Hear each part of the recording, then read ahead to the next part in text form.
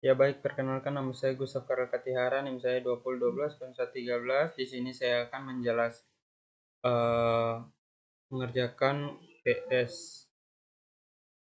Ya di sini yang pertama metode SAW. Metode SAW sini ada lokasi A, B, dan C. Di sini juga ada K1, K2, K3, dan K4. Di sini ada nilai minimum dan maksimum. Selanjutnya normalisasi.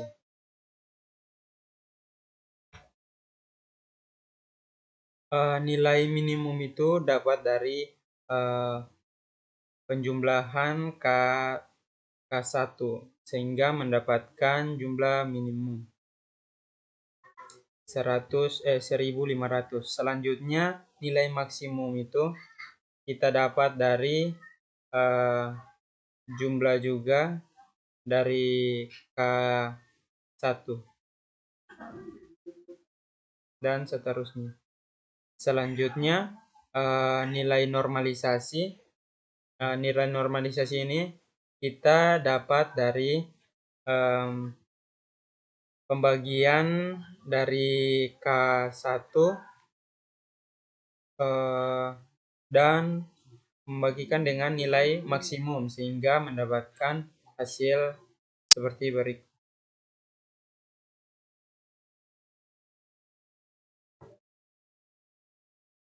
Selanjutnya kita mendapatkan nilai V1 dapat dari penjumlahan normalisasi sehingga mendapatkan hasil seperti berikut. Sama juga dari V2 dan V3.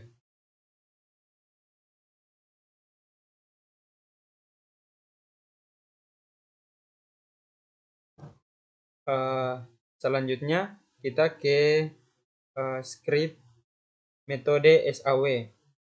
Sini saya akan menjalankannya.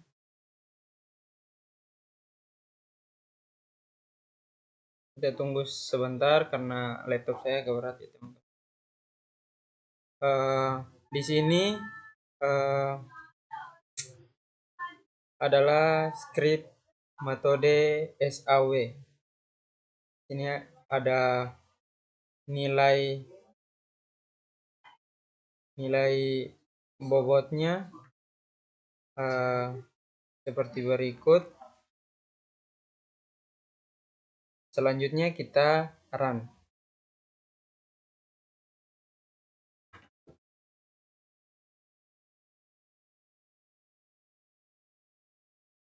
Iya, kita, aduh Tuhan, tolong. Siapa yang ada nasi? Ya teman-teman, di sini karena tadi lampu saya mati, jadi saya lanjut. Selanjutnya kita running dan mendapatkan hasil seperti berikut. Ini yang pertama ya teman-teman.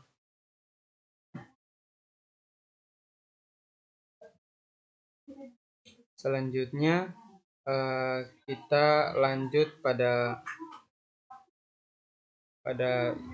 soal berikut, metode WP. Metode WP ini kita bisa lihat dari kandidatnya itu ada 4. Ada A, B, C, dan D. Di sini ada K1, K2, K3, K4, dan K5. Di sini nilai totalnya ini kita dapat dari penjumlahan dari W pertama sampai W ke-5 sehingga mendapatkan 1,00. Selanjutnya hasil bagi ini kita dapat dari W pertama bagi dengan nilai total sehingga mendapatkan hasil 0,30. Begitu juga dengan nilai yang di bawah ini.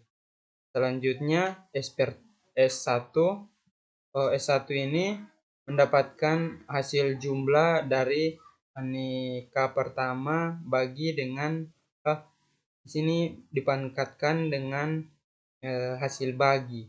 Di sini ada pangkat min dan juga ada pangkat tidak bermin dan kali, sehingga mendapatkan hasil seperti berikut. Kita lanjut pada V pertama, yaitu dia aduh, lampu mati Juni.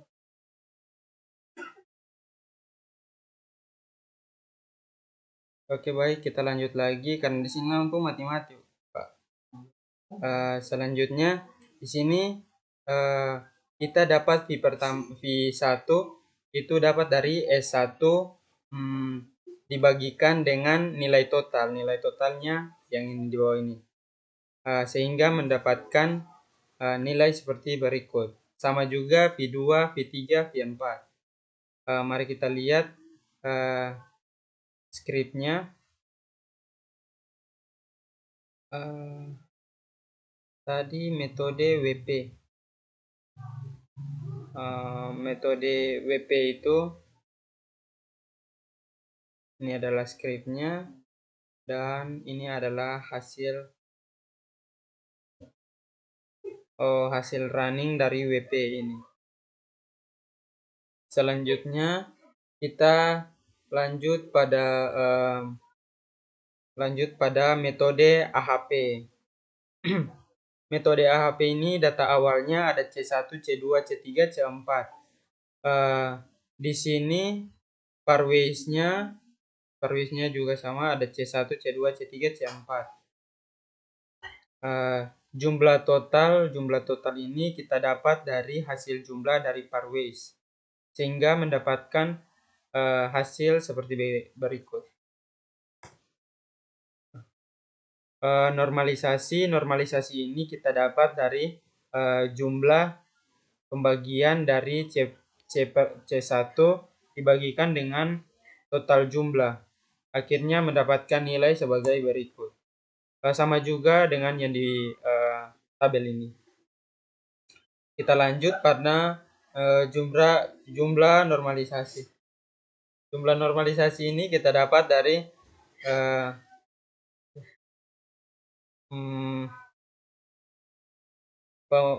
penjumlahan sum nilai normalisasi ini sehingga mendapatkan jumlah normalisasi. Sama juga dengan tabel yang di bawah ini. Bobot kriterianya ini kita dapat dari jumlah normalisasi dibagikan dengan 4. Kenapa dibagikan dengan 4? Karena ada C1, C2, C3, dan C4. Jadi kita bagi dengan C4. Sama juga di bawah. Selanjutnya yang tabel berikut ini kita jumlah dari parways dijumlahkan dengan bobot kriteria sehingga mendapatkan hasil sebagai berikut. Sama juga selanjutnya nilai T. Nilai T ini didapatkan dari hasil bagi dan hasil jumlah bagi dan tambah bobot kriteria dan tabel yang di bawah ini sehingga mendapatkan nilai seperti berikut. Selanjutnya kita dapat konsisten. Konsisten itu didapatkan dari nilai bagi dari C1 dengan R16 sehingga mendapatkan nilai seperti berikut. Kita melanjutkannya di skripnya yang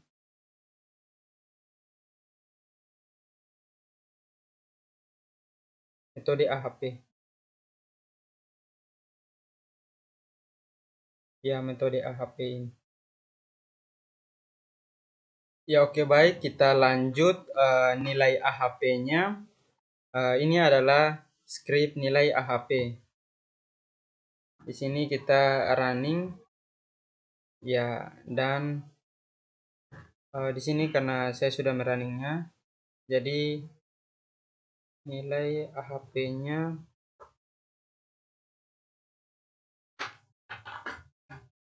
ini adalah nilai AHP C1 0,558 dan seterusnya. Selanjutnya kita lanjut pada penjelasan nomor 3.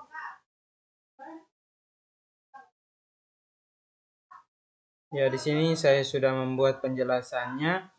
Yang pertama, jelaskan bagaimana Anda akan menggunakan metode AHP untuk membantu perusahaan ini dalam mengambil keputusan lokasi toko baru. Jawabannya, metode analytical atau AHP adalah sebuah pendekatan analisis keputusan yang dapat membantu perusahaan dalam memilih lokasi toko baru. Berikut adalah langkah-langkah yang dapat diambil untuk menggunakan metode AHP dalam konteks ini. Langkah pertama ada identifikasi kriteria yang relatif untuk pemilihan lokasi toko baru. Langkah kedua, bangun hierarki.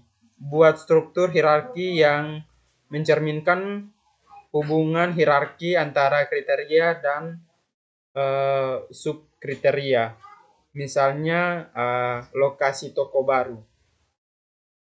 Langkah ketiga berikan bobot relatif. Berikan bobot relatif untuk setiap kriteria dan subkriteria. Bobot ini menceritakan kriteria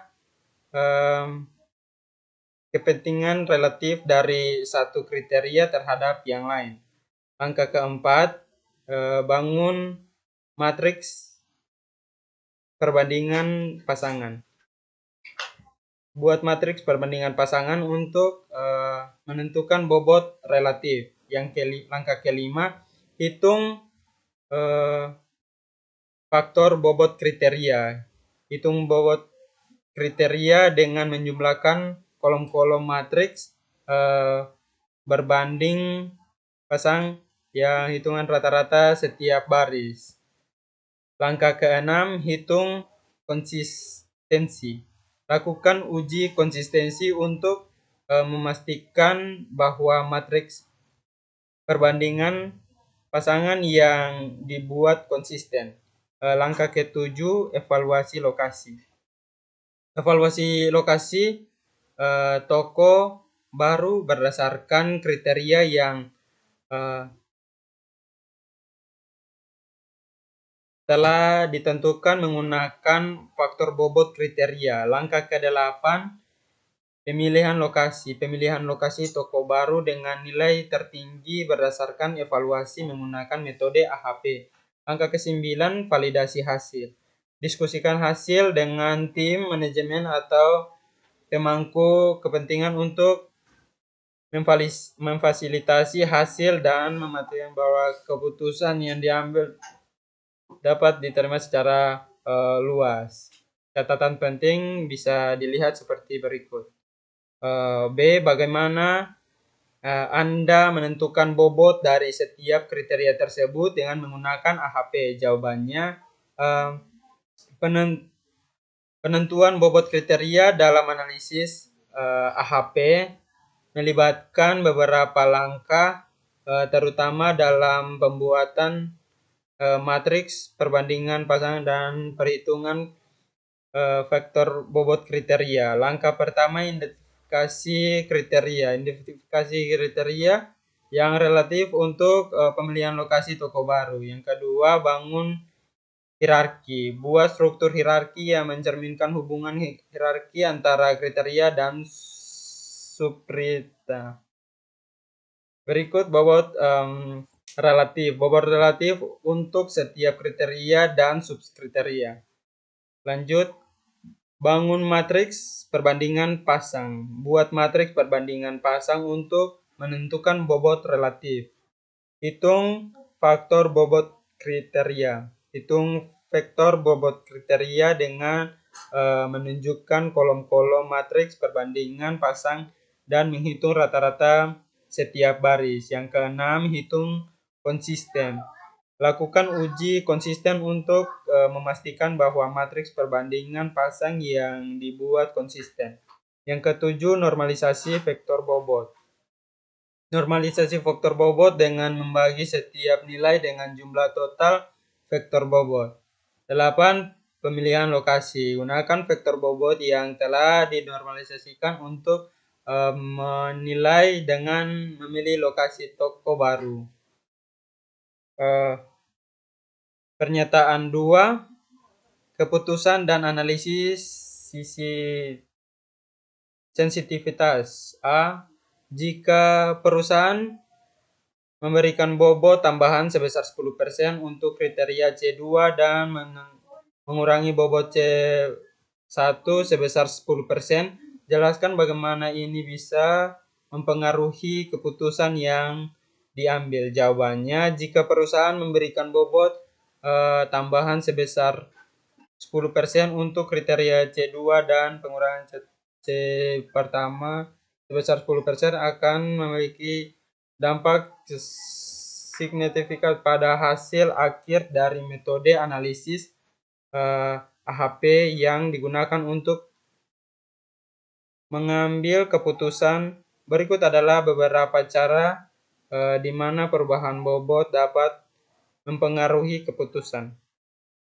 Peningkatan bobot C2. Contoh awal sebelum perubahan bobot C1 sama dengan 0,4, bobot C2 sama dengan 0,6. Setelah peningkatan 10% pada C2, bobot C1 sama dengan 0,4 tetap, bobot C2 0,6 tambah 0,6 kali 0,1 sama dengan 0,66. Selanjutnya, pengurangan bobot C1. Setelah perubahan bobot C1 sama dengan 0,4, bobot kedua C2 sama dengan 0,6. Setelah pengurangan 10% pada C1, bobot C1 sama dengan 0,4 kurang 0,4 kali 0,1 sama dengan 0,36. Bobot C2 sama dengan 0,6. Dampak pada pemilihan lokasi yang mungkin unggul dalam C2 akan mendapatkan keuntungan yang lebih besar karena bobotnya telah ditingkatkan. Minimalkan dampak.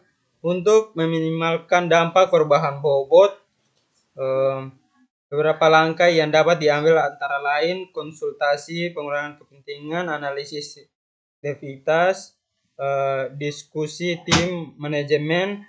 4. Validasi ulang provinsi. Selanjutnya 5. Komunikasi yang jelas. Selanjutnya B. Apa yang dimaksud dengan analisis signifikan dalam konteks AHP dan mengapa itu penting? Jawabannya, analisis signifikan dalam konteks analisis AHP merupakan pada penelitian terhadap sejauh mana perubahan dalam bobot atau preferensi relatif antara kriteria dapat mengurangi hasil aktif dari proses pengambilan keputusan. Alasan mengapa analisis signifitas penting dalam konteks AHP. Kita lanjut. Ketidakpastian preferensi. Selanjutnya perubahan bobot. Selanjutnya pendalaan hasil. Selanjutnya validasi dan konsisten pengambilan keputusan dan informasi mengenai ketidakpastian. Dan pernyataan ketiga, diskusi dan evaluasi. A. Jelaskan bagaimana metode AHP dapat diintegrasi ke dalam DSS untuk membuat proses pengambilan keputusan menjadi lebih signifikan dan terstruktur. Jawabannya, integrasi metode analisis AHP ke dalam sistem pendukung keputusan DSS dapat meningkatkan sistem dan terstruktur proses pengambilan keputusan. Berikut adalah beberapa langkah dalam memanfaatkan indeks AHP ke dalam DSS. Yang pertama, indeks tujuan pengambilan keputusan. Yang kedua, penentuan kriteria dan subkriteria. Yang ketiga, pembentukan hierarki. Yang keempat, input perbandingan pasangan. Yang kelima, perhitungan bobot. Yang keenam, normalisasi bobot. Yang ketujuh, evaluasi alternatif. Yang kedelapan, analisis sinergitas. Yang kesembilan, pemilihan lokasi dan visualisasi hasil. Yang kesepuluh, manajemen riwayat dan dokumentasi. Selanjutnya, manfaat integrasi AHP ke dalam DSS. Otomatis langkah-langkah perhitungan AHP mengurangi potensi kesalahan manusia. Integritas, ada integritas. Di sini juga ada konsisten, ketelitian, dan dengan mengintegrasikan AHP ke dalam DSS, organisasi dapat mencapai proses pengambilan keputusan yang lebih efisiensi, terstruktur, dan didukung oleh analisis yang kuat. B. Apa kelebihan dan kekurangan menggunakan AHP dengan konteks DSS dan bagaimana kekurangan tersebut bisa diminimalisir? Jawabannya, kelebihan metode AHP dalam konteks DSS, yang pertama itu pendekatan sistematis. AHP memberikan pendekatan sistematis dan terstruktur untuk mengatasi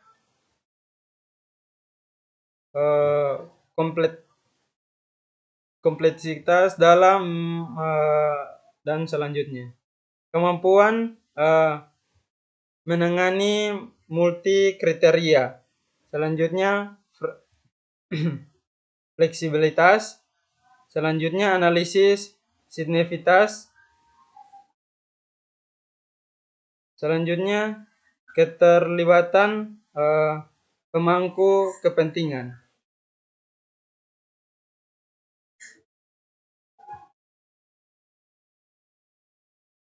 Kekurangan metode AHP dalam konteks DSS itu ada subjektivitas, konsistensi,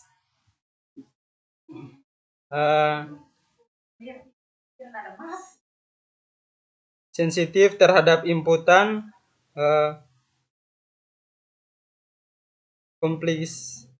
kompleksitas perhitungan. Selanjutnya, cara meminimalisir kekurangan AHP dan DSS. Yang pertama ada validasi dan diskusi. Kedua ada penggunaan perangkat lunak. Ketiga ada pelatihan dan edukasi. Yang keempat analisis sensitivitas. Yang berikutnya audit dan transportasi. Yang berikutnya pertimbangkan keahlian eksternal. Ya, begini saja penjelasan saya. Sekian dari saya. Terima kasih.